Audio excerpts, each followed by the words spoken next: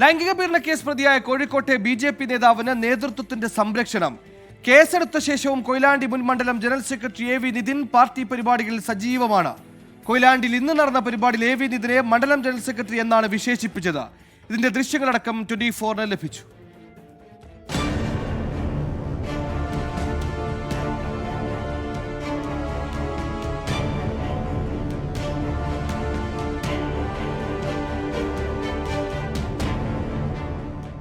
നിയമസഹായം ആവശ്യപ്പെട്ടെത്തിയ യുവതിയോടാണ് അഭിഭാഷകനും BJP. Koyilandy മണ്ഡലം general സെക്രട്ടറിയുമായിരുന്ന എ.വി. Nitin അശ്ലീല ചുവയോടെ സംസാരിച്ചത്.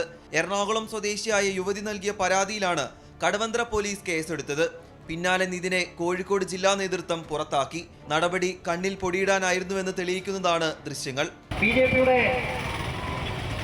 കൊയിലാണ്ടി മണ്ഡലം ജനറൽ സെക്രട്ടറി ആയിട്ടുള്ള പ്രിയപ്പെട്ട ശ്രീ എ.വി. നിതിൻ ഇന്നലെ കൊയിലാണ്ടി എം.എൽ.എ. ഓഫീസിലേക്ക് ബി.ജെ.പി. സംഘടിപ്പിച്ച മാർച്ചിലാണ് ഒടുവിൽ നിതിൻ പങ്കെടുത്തത്.